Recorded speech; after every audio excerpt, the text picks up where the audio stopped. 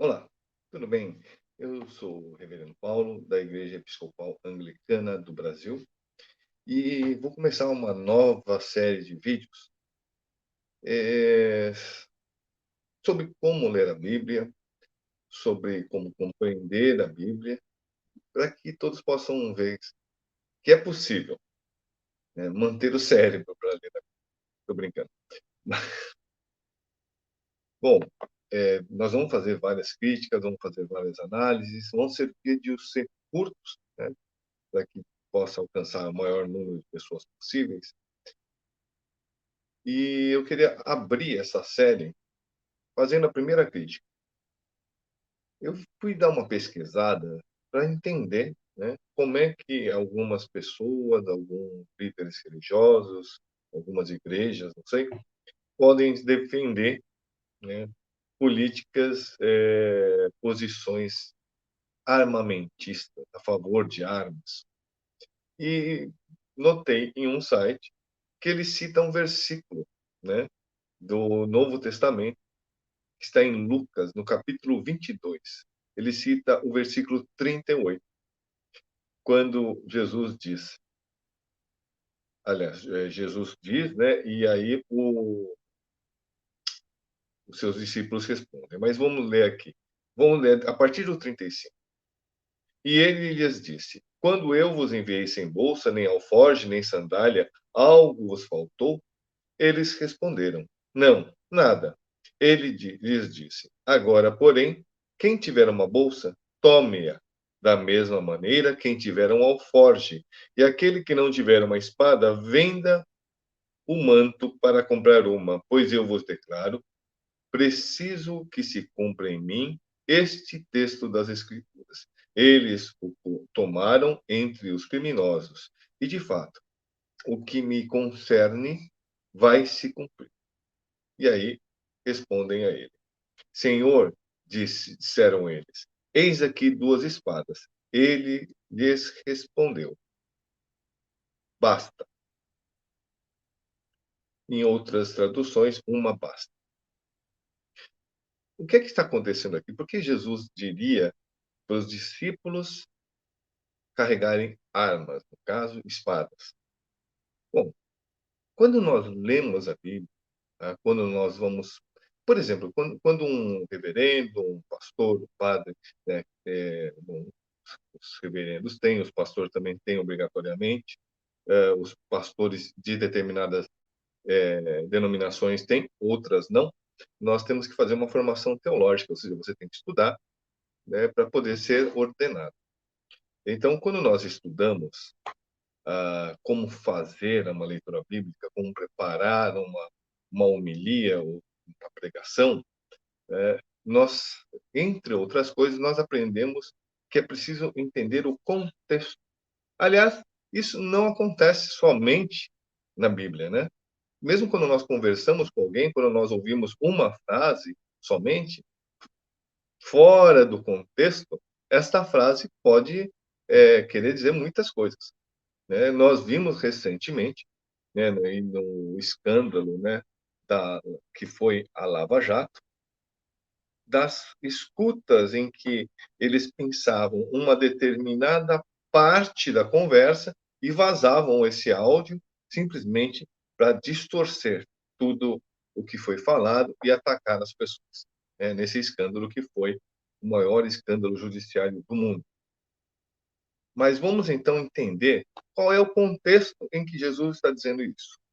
O que está acontecendo? Jesus está se preparando para cumprir aquilo para o qual ele veio.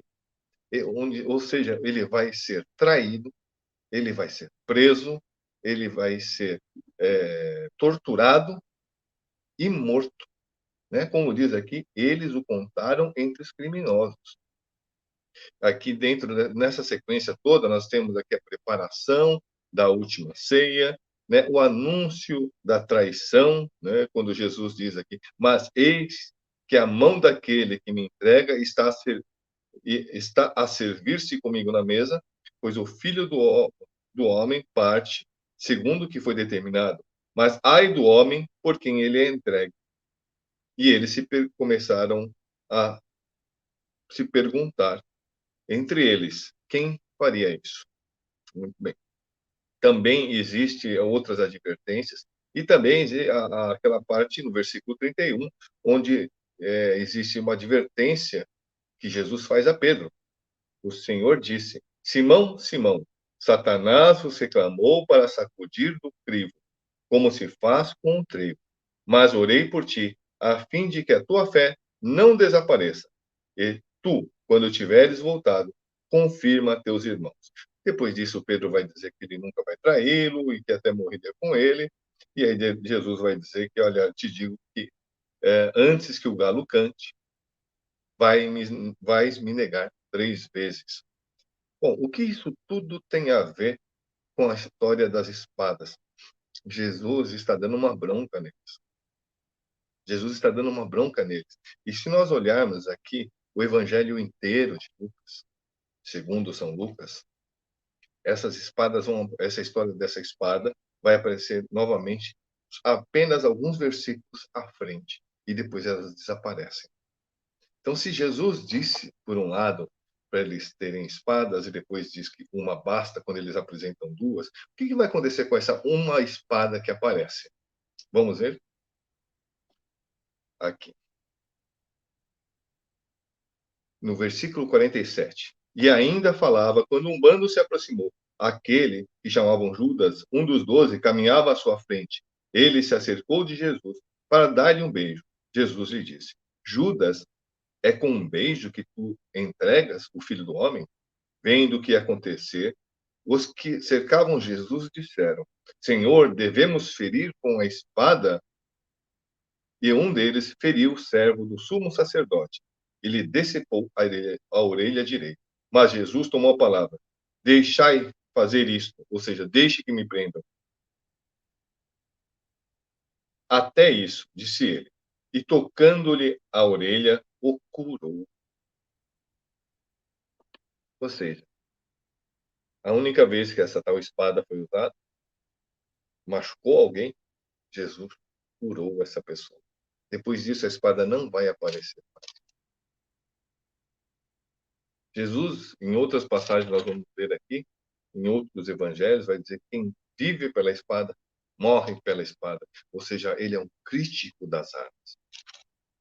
E por que que Jesus, então, nesse momento aqui, o que que Lucas está tentando mostrar aqui, inserindo essa fala para que os discípulos carregassem espadas, que nunca mais carregaram. E nunca mais carregaram. Eu vou contar uma historinha aqui.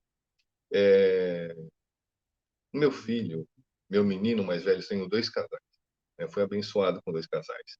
Meu menino mais velho, que se chama Paulo também, não é Júnior, né? Mas é Paulo, né? Inclusive que já me deu uma neta, a Elisa, e que é o tesouro, né? É o tesouro aqui do povo.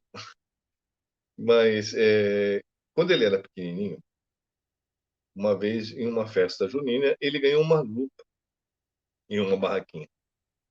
E ele, brincando com aquela lupa, tentava olhar para o sol. A hora que eu vi isso, eu dei uma bronca nele. E falei para ele que não podia fazer isso, que aconteceria, né, que ele poderia ficar cego, ia queimar os olhos, mas ele era muito teimoso. Quando eu olhei de novo, ele estava tentando fazer isso novamente. Dei bronca novamente. Pela terceira vez, eu vi ele tentando olhar para o sol usando a luz. Não tive dúvida, não disse mais nada. Apenas peguei uma folha, tá, de papel pequeno, coloquei no chão e botei para queimar. E ele, vendo a fumaça, achou engraçado. Eu olhei nos olhos dele, eu vi que ele não ia parar. Mesmo assim, não ia parar. Então, eu peguei a mão dele e fiz a mesma coisa. Não, é lógico, não com um foco muito fino, que causaria uma queimadura profunda, mas um pouco maior, apenas para esquentar e ele sentir um pouco da dor. E aí sim, a partir daí ele não fez mais isso, ou seja, não tentou mais olhar para o sol com a lupa. Ele entendeu, fez a correlação finalmente, que ele poderia se machucar gravemente. Então, talvez eu entendo que Jesus estivesse fazendo alguma coisa assim, e Lucas tem esta intenção aqui. Não é uma apologia às armas, muito pelo contrário. Jesus está dizendo aqui é que justamente o contrário. Porque enquanto ele mandou a eles sem nada, nada lhes faltou. Mas agora que eles iam abandoná-lo, porque ele não abandonaria ninguém, ele seria abandonado.